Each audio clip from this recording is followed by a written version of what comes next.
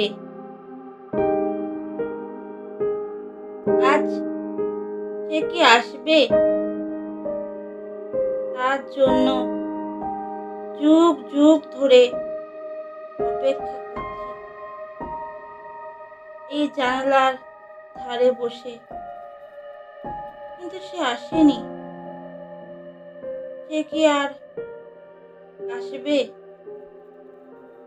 আজ সে আসবেই।